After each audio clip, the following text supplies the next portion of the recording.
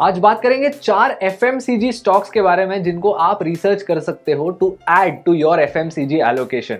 मैं आदित्य अयंगार आपका स्वागत करता हूं मास्टर द मार्केट में एंजल वन की सीरीज, जो यहां हर संडे मार्केट के सारे कॉम्प्लेक्स सवालों का सरल भाषा में जवाब देती है। लेकिन शुरुआत करने से पहले एंजल वन के यूट्यूब चैनल को सब्सक्राइब कीजिए और बेल आइकन दबा लीजिए ताकि ऐसे हाई वैल्यू वीडियोस आप देखते रह सकें। देखो, टॉप एफएमसीजी कंपनीज की बात आती है ना, तो उस लिस्ट में आईटीसी हमेशा रहती है और आईटीसी के बिंगो चिप्स जो है वो मुझे बहुत पसंद है। आपके फेवरेट एफएमसीजी प्रोडक्ट्स कौन से हैं, आप कमेंट्स में बताइए। देखो, एफएमसीजी की बात करते से हिंदुस्तान यूनिलीवर लिमिटेड का नाम सबसे पहले दिमाग में आता है, एंड फॉर गुड रीजन। ये भी आज के हमारे लिस्ट में एक कैंडिडेट है। ये काफी पुरानी, सीजन्ड और स्टेबल कंपनी है। इनके पूरे रेवेन्यू का 42% ब्यूटी और पर्सनल केयर प्रोडक्ट से आता है और इस सेगमेंट में इनकी 29% की मार्जिन है। स्किन केयर के मामले में डव, लिरिल और पेयर्स, ओरल केयर के मामले में पेप्सोडेंट और क्लोजअप, हेयर केयर के मामले में ट्रेसेमे और लॉरियल। ये तो सिर्फ शुरुआत है।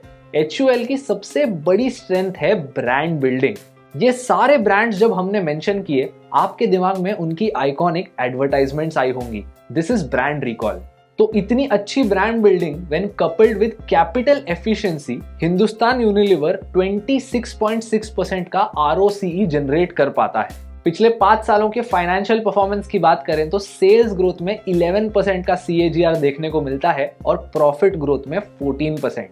अब HUL एक मैच्योर कंपनी है, तो ये अपना सारा कैश फ्लो कंपनी में री इन्वेस्ट नहीं करते, थोड़ा आपको भी देते हैं as a dividend, which is a very good thing.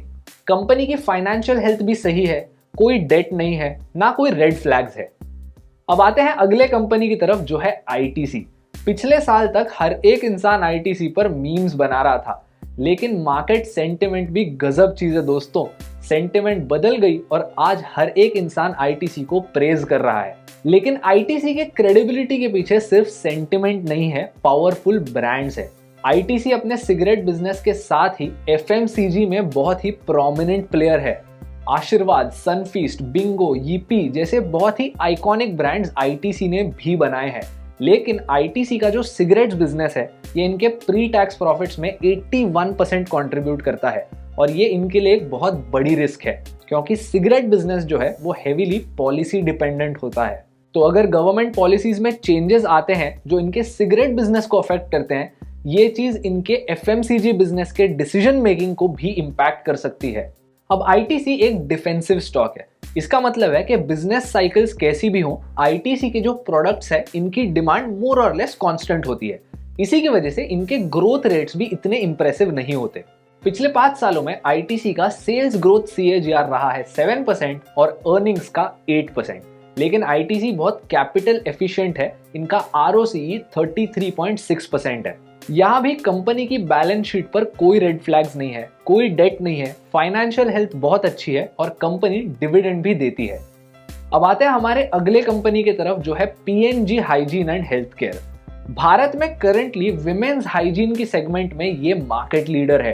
इस कंपनी का 68% रेवेन्यू इनके विस्पर लाइन ऑफ प्रोडक्ट से आता है। इसी के साथ इन्होंने ओले, विक्स, ओरल बी और ओल्ड स्पाइस जैसे और भी बड़े ब्रांड्स बिल्ड किए हैं और रिसेंट टाइम्स में ओल्ड स्पाइस ब्रांड के थ्रू इन्होंने एक जीरो गैस परफ्यूम रिलीज किया, जिसको बहुत अच्छी मार्केट रिस्पॉन्स आई।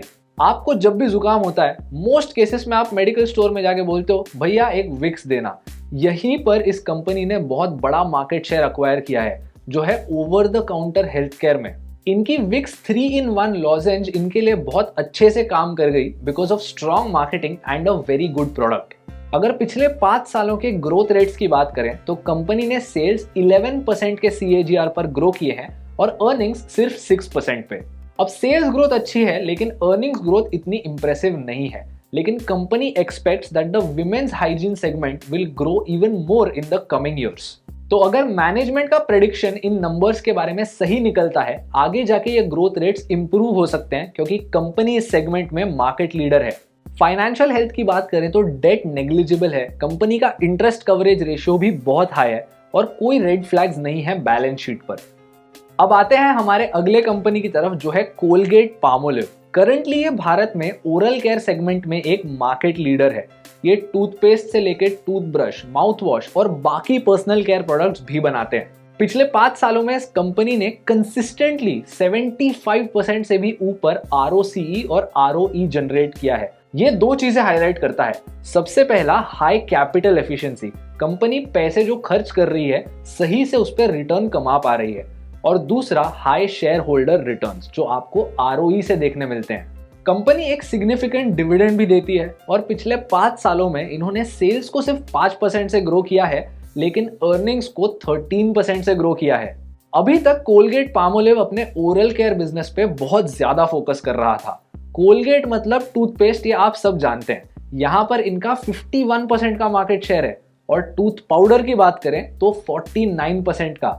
और इन ओरल केयर प्रोडक्ट्स में इनका 88% का मार्केट पेनिट्रेशन है। लेकिन अभी धीरे धीरे कंपनी पर्सनल केयर वाली साइड पर भी ध्यान दे रही है।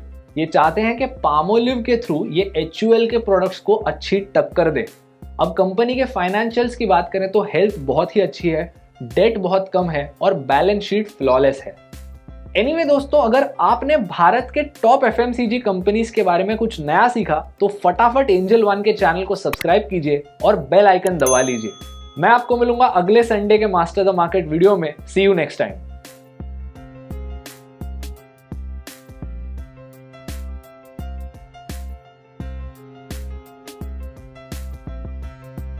Investments in securities market are subject to market risks. Read all the related documents carefully before investing.